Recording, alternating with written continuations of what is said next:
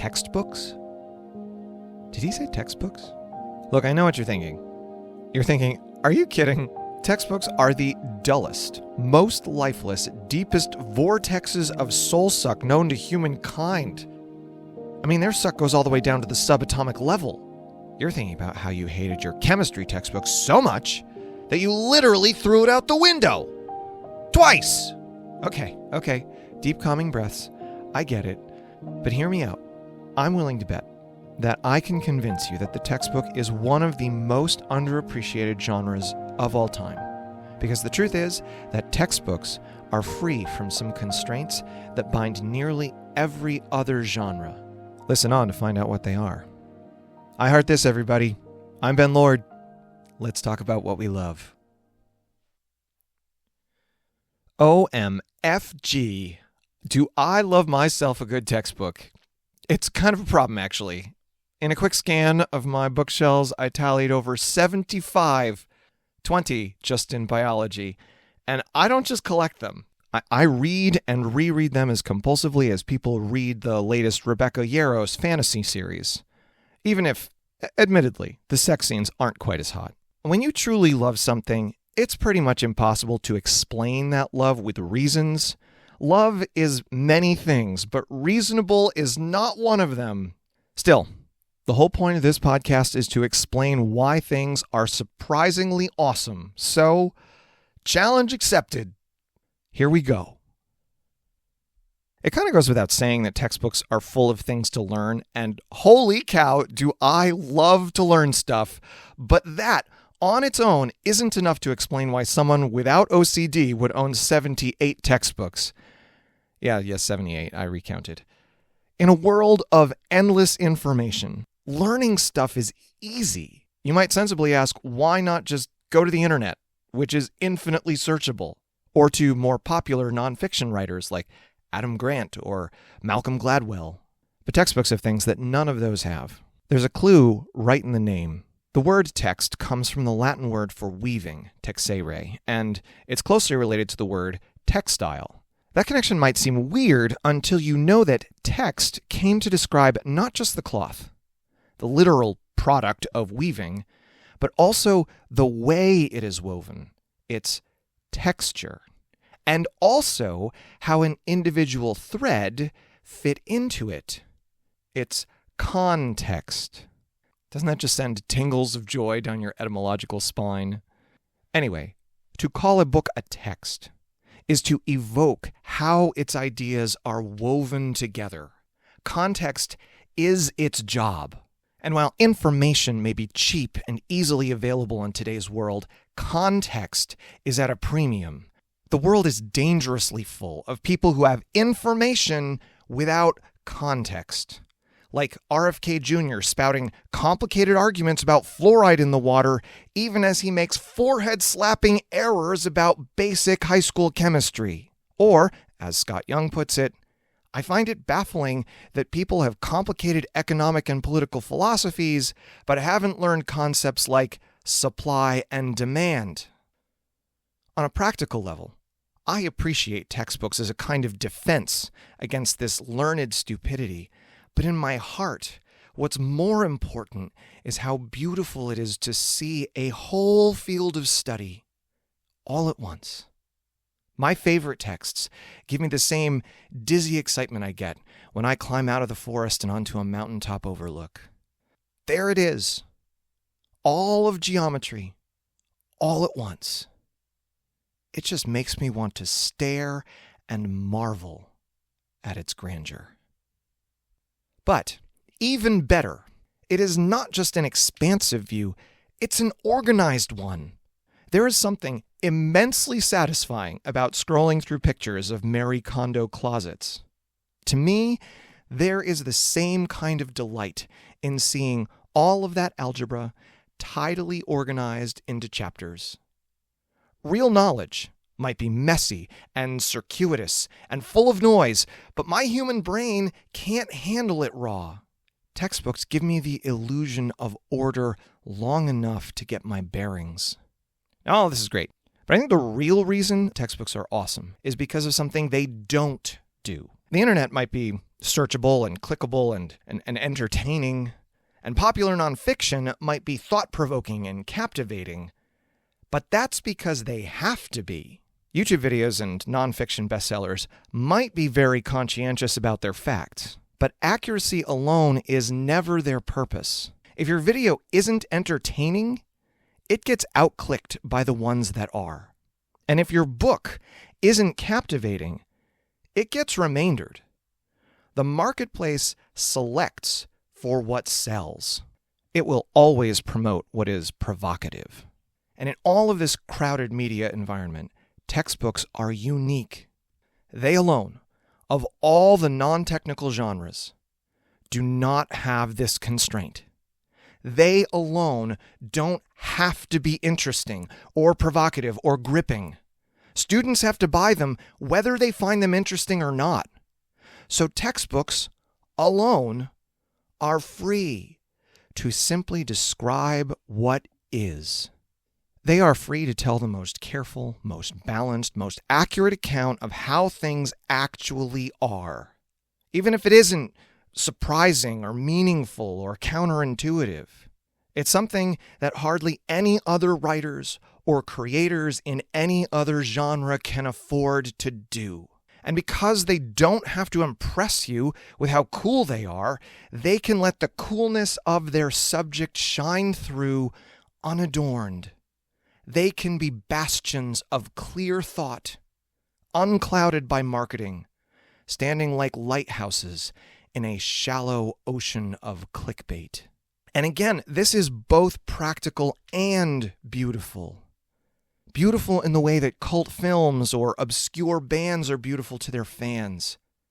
There is something pure about the love that an artist pours into something that will never make them wealthy or famous.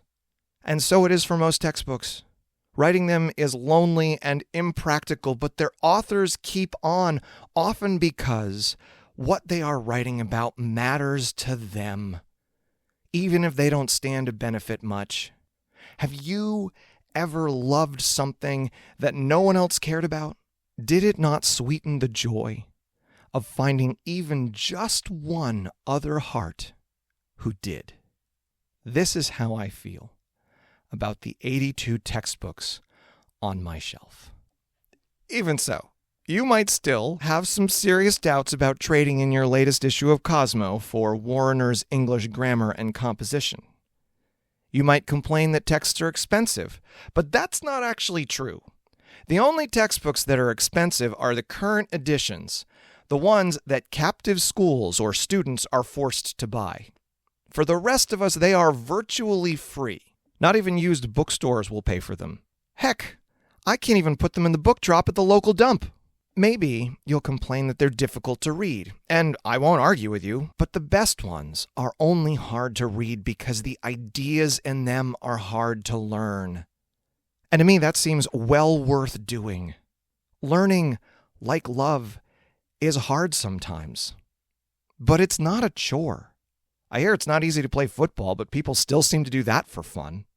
But by far, the biggest reason people won't pick up textbooks is that they think they are boring. I'm not going to learn anything, they might say. If I fall asleep halfway through page 1, it doesn't change the fact that textbook prose is like mental Novocaine. Now I know, there is no accounting for taste, and that boring is in the eye of the beholder. But no, I reject that out of hand. Textbooks are not inherently boring any more than mysteries are inherently formulaic or that romances are inherently trashy. Textbooks are like any other kind of book. Many of them suck. Many of the ones that don't still won't appeal to you. Many textbooks are truly boring, but most books in any genre are bad. When we go to the library, we expect to have to search for a novel. We know that if we want to find the right one, we're going to have to put the effort in. And we know that most novels just aren't going to cut it. So why do we expect textbooks to be any different? I suspect it's because we were never given the chance. For almost everyone, the only texts they've ever read were the ones they were forced to read in school. And they didn't get to pick them out. You know who did? Mr. Bebo, the head of the math department. And would you trust him to pick out a book that you liked? The guy couldn't even pick out a matching shirt and tie. So if you haven't yet found a textbook that speaks to your heart and your mind and your soul, maybe you just haven't looked. Just don't tell me that all textbooks are boring, because I have read so many that were witty, insightful, and elegant. Like with any other genre, there are true masterpieces. If you want to see an English lover swoon, just mention Strunk and White's The Elements of Style. Paul Hewitt's conceptual physics is so clear and so plain that even someone who never got science could not help but enjoy it. Plus, its hand-drawn illustrations are absolutely charming. Reading Brian McGee's History of Philosophy was like finding Narnia in the wardrobe, and my whole family, I kid you not, laughed out loud last night while I read aloud from the 1979 edition of The Roots of Modern English. Look, I don't know who you are, and I don't know what you like, but based on the fact that you are still listening 15 minutes into a self-described gratitude podcast for nerds, I'm going to make some unsubstantiated assumptions about you. 1, you're willing to read. 2, you get something valuable from the ideas of other people. And 3, whether it's carpentry or cooking or calculus, there is something that you want to know about this strange and wonderful world we live in. If not, well then you're probably not going to get anything out of a textbook. But if that is you, I'm willing to bet that a good textbook might just be one of the most satisfying reading experiences of your life. And if that is you, here's some unsolicited but well-intentioned advice. Go explore. Somewhere, there is a nerd who has devoted their life to just the thing you want to know, and they wrote a book about it, hoping it would find someone just like you. It might take some looking, but that's okay. For $15, you can get 3 classic texts and just keep the one you like. Personally, I've just recounted 86 that I can't seem to part with. Find the ones that call to you just like you would for your next favorite movie or song. Remember that now you get to pick. You are no longer at the mercy of some academic department, and you can read however you want. You can be sequential or wander to whatever pages call to you. There is no test, and you don't even have to finish. If the textbook is full of rabbit holes, follow them. Read with a notebook in hand, because the real magic of a text is not just the words, but the interaction between your thoughts and some of the most powerful ideas in all of history. Get lost in there. Don't worry about whether you're learning something. This isn't an assignment. This is play. Then, after you've found something delightful and your notebook is full of doodles and quotes, stop for a moment and let your gaze spread out over the words on the page, over the fabric, over the texture. You hold in your hands the collaborative effort of thousands of lives. Some single sentences in that book took centuries of effort to win. Some of these paragraphs represent generations of inquiry by some of humanity's sharpest minds, and here you sit, the inheritor of a tremendous gift. This book, in your lap, is the product of one of the greatest collective efforts in history.